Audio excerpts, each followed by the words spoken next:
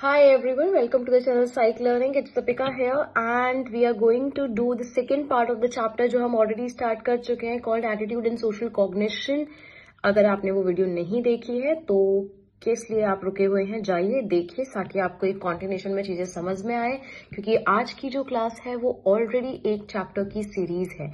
So to completely understand today's class it's very important for you to learn and understand the earlier class. तो आप जाके उसे देख लीजिए. And if you are new to the channel then आप पूरे chapter 5 की detail explanation देख सकते हैं बिकॉज वो हम ऑलरेडी कर चुके हैं.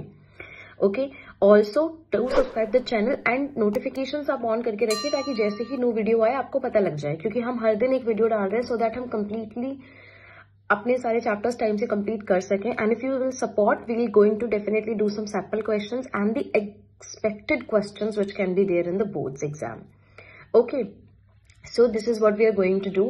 And yes, so in the last chapter we studied कि attitude क्या होता है, what is attitude, क्या क्या उसके dimensions होते हैं, किस किस तरह के factors होते हैं और कैसे हम उन्हें learn करते हैं, और ये सब चीजें हम कर चुके थे. एंड जैसा कि मैंने कहा, नहीं देखा है तो प्लीज जाइए और देख लीजिए. अगर उसके बाद हम बात करते हैं कि अगर एटीट्यूड चेंज करना है तो कौन से ऐसे फैक्टर्स हैं जिनका एक्चुअली में रोल होता है, या जो जिनका कुछ जो फैक्टर्स होते हैं जो डिसाइड करते हैं कि एटीट्यूड किस तरह से याद होगा या नहीं होगा. So I think without wasting further time we can quickly move on to understand the things in a better way. So let's do जैसे कि लेट्स चूज पर्पल कलर. या so what we are going to do कि अब देखो, आपको अगर attitude change करना है ना तो it's very important to understand कि जो एग्जिस्टिंग एटीट्यूड है वो क्या है. ठीक है, वैलेंस, एक्सट्रीमनेस, सिंप्लिसिटी या कॉम्प्लेक्सिटी है, और सेंट्रलिटी. ये चारों चीजें हम पढ़ चुके हैं डायमेंशंस ऑफ एटीट्यूड में. अगर आपको समझ में नहीं आएगा, अगर आपने लास्ट क्लास नहीं देखी तो आप उसे देख लो, फिर आपको ये पता चल जाएगा. ठीक है, तो हम ये क्या बोलते हैं कि जनरल क्या होता है कि जो पॉजिटिव एटीट्यूड्स को चेंज करना ना थोड़ा आसान होता है. जैसे मतलब कोई किसी को पॉजिटिव है, किसी के लिए, किसी को पसंद करता है कोई चीज को, उसको बुरा बनाना थोड़ा सा आसान है. इट्स बिट इजियर देन कि कोई किसी से नफरत करता है उसको दूसरे के लिए प्यार डेवलप करना. कि someone who has a negative feelings for someone, उसको आपको डेवलप करके पॉजिटिव करना है, वो थोड़ा सा ज्यादा मुश्किल है in comparison to the changing positive attitudes. आप ये नहीं है कि भाई पॉजिटिव वाले तुरंत चेंज हो जाएंगे. आपको ये समझना है कि अगर हम इन जनरल कंपैरिजन करें तो पॉजिटिव एटीट्यूड्स को चेंज करना आसान होता है रादर देन नेगेटिव एटीट्यूड्स. इसके अलावा जो एक्सट्रीम एटीट्यूड्स होते हैं, जैसे कि बहुत ज्यादा प्यार करना या बहुत ज्यादा नफरत करना, उसको बदलना थोड़ा सा मुश्किल होता है. जबकि जो नॉन एक्सट्रीम एटीट्यूड्स होंगे वो आप इजीली चेंज कर सकते हो. इसके अलावा जो सेंट्रल एटीट्यूड्स होते हैं, बीच में जो एकदम हमने पढ़ा था कि हमारे से एकदम इंपॉर्टेंट होते हैं, उनको चेंज करना मुश्किल है. जबकि पेरीफेरी में जो एटीट्यूड्स होते हैं वो काफी आसानी से आप चेंज कर सकते हो. And the last is your simple attitudes जो होते हैं, उनको चेंज करना आसान है रादर देन जो कॉम्प्लेक्स होते हैं, क्योंकि कॉम्प्लेक्स में ऑलरेडी इतने सारे एटीट्यूड्स हैं और उसमें भी आप चेंज करना चाहोगे, so it's a bit difficult कि आप उसे चेंज कर पाओ. ठीक है, उसके बाद हम बात करते हैं कॉन्ग्रुएंसी. कि अगर आपको कोई इंसान या कोई चीज पॉजिटिव लगती है, उसको और पॉजिटिव अगर आपको बनाना है तो वो आसान है रादर देन कि अगर आपको कोई चीज नेगेटिव है और उसे पॉजिटिव करना है. मतलब कि पॉजिटिव से पॉजिटिव और नेगेटिव से और नेगेटिव, या नेगेटिव से कम नेगेटिव, या पॉजिटिव से कम पॉजिटिव, ज्यादा पॉजिटिव करना है, वो आसान है. एक ही डायरेक्शन में करना, मतलब बेसिकली किसी को आप बुरे लगते हो और बुरा बताना, अच्छे लगते हो और अच्छा बताना, वो आसान है इन कंपैरिजन टू कि आप ऑपोजिट डायरेक्शन में करो कि भाई कि नहीं ये मुझे बहुत पसंद था बट आप उसका एटीट्यूड चेंज करके उसको नेगेटिव लेके जा रहे हो. या आपको कोई इंसान बिल्कुल पसंद नहीं है, उसको आप बोल रहे हो कि नहीं ये तो बहुत अच्छा इंसान है, बहुत पॉजिटिव है. तो इनकॉन्ग्रुएंस यानी ऑपोजिट डायरेक्शन में जो एटीट्यूड चेंज होते हैं वो थोड़ा सा मुश्किल होता है, वो इतनी आसानी से नहीं होते हैं. जबकि सेम एटीट्यूड चेंज वाली जो चीजें होती हैं वो हो जाती हैं सेम डायरेक्शन में. सॉरी, ठीक है. इसके अलावा दैट इज इट, एटीट्यूड इससे चेंज होता है. Then we have source characteristic. अब देखो, एटीट्यूड चेंज करने के लिए बोल कौन रहा है. For example, if I am saying you something about study, you will listen to me because definitely you know that I am already qualified so many things and I am credible person for that thing. तो credible is very important. Then you have attractiveness, कि आपको वो attract कर रहा है.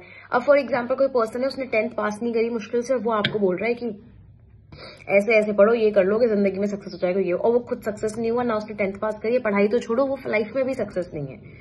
ठीक है, उसके पास इनकम है, ना उसके पास स्टेबिलिटी है, ना वो सेटिस्फाइड है, ऐसी कुछ भी चीजें हैं नहीं इन शॉर्ट। तो आप उसी की आप बात सुनना चाहोगे ना जो क्रेडिबल सोर्स हो, उससे आपका एटीट्यूड चेंज हो जाएगा। जबकि जो ऑपोजिट है, जो जितना क्रेडिबल नहीं है, उसकी बात से आप उतनी जल्दी इन्फ्लुएंस नहीं होगे। Okay, then you have message characteristic. अब मैसेज जो दिया जा रहा है, अब या तो आप उसे रेशनली समझाओ कि देखो ये चीजें अच्छी होती हैं, करनी चाहिए, इस तरह से इसका इस्तेमाल होता है, या आप इमोशनल दो कि तुम क्या केयर नहीं करते, क्या तुम केयर करते हो, इस तरह का जो एग्जाम्पल यहाँ पे दिया हुआ है। एलपीजी के लिए रेशनल अपील क्या है कि नेचर को सफा करो, ये करो, वो भी ठीक है।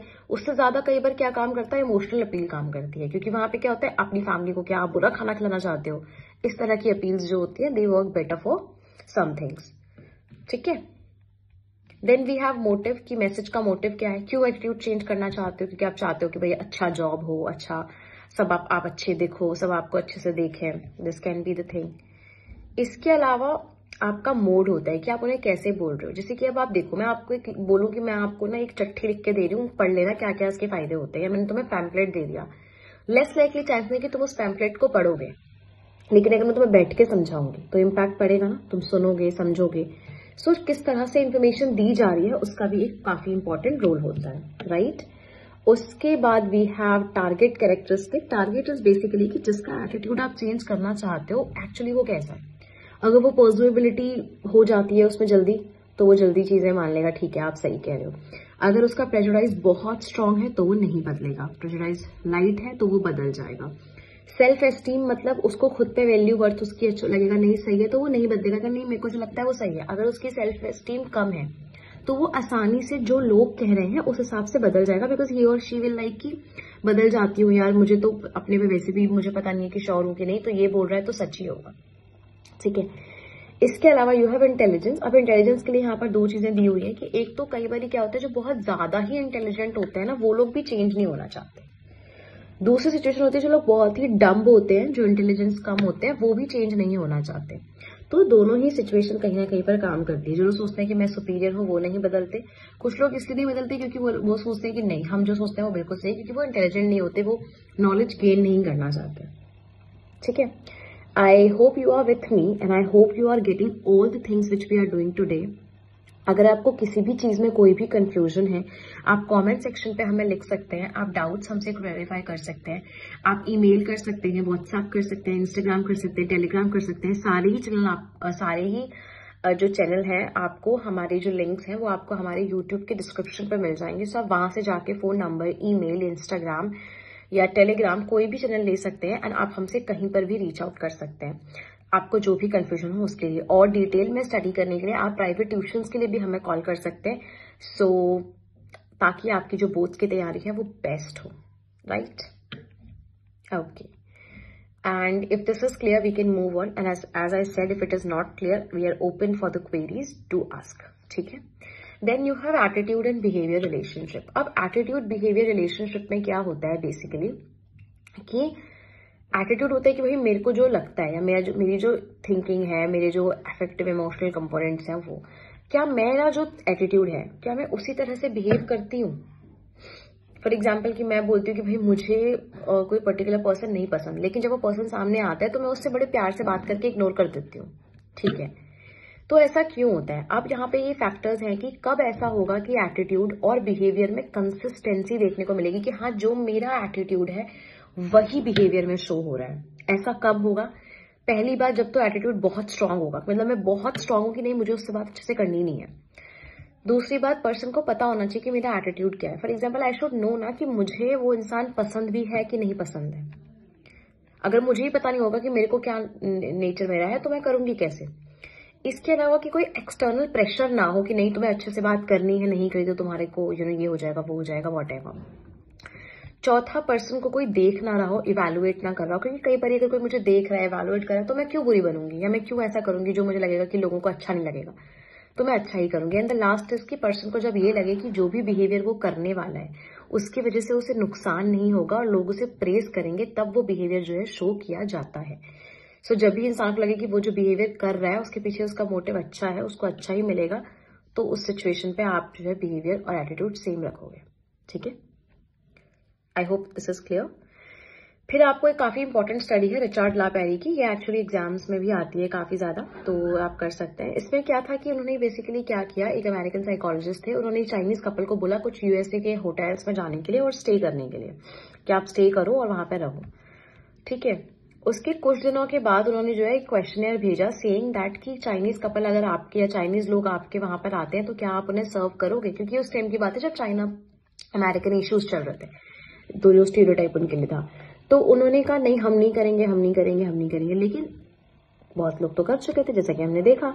तो इस वजह से क्या था कि ये सिचुएशन जो है वो सही नहीं हुई। उनको लगा कि नहीं, बिहेवियर कुछ और है, वो कुछ और बोल रहे हैं, बट उनका एटीट्यूड उस सिचुएशन में नहीं जा रहा है, क्योंकि वो सोचते बुरा है बट सामने इंसान आ रहा है तो आप उसे एक्ट कर दे रहे हो।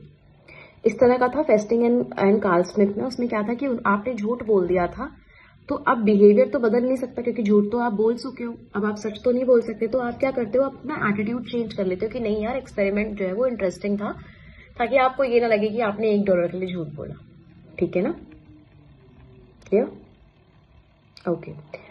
उसके बाद है आपका लास्ट टॉपिक ये एक्चुअली प्रेजुडाइज एंड डिस्क्रिमिनेशन। अब देखो प्रेजुडाइज क्या होता है और डिस्क्रिमिनेशन क्या होता है। तो सबसे पहले एक स्टीरियोटाइप होता है, you have a cognitive component, कि ये कम्युनिटी तो ऐसी होती है, XYZ कम्युनिटी जो है वो ऐसी है, वायलेंट है, बुरी है, दूसरों का बुरा चाहती है, this is what you have stereotype, जिसे कि हम कॉग्निटिव कंपोनेंट कहते हैं। अब जब आपके पास स्टीरियोटाइप है, कोई कॉग्निटिव कंपोनेंट है, तो उससे आपके अफेक्टिव भी कनेक्टेड होगा।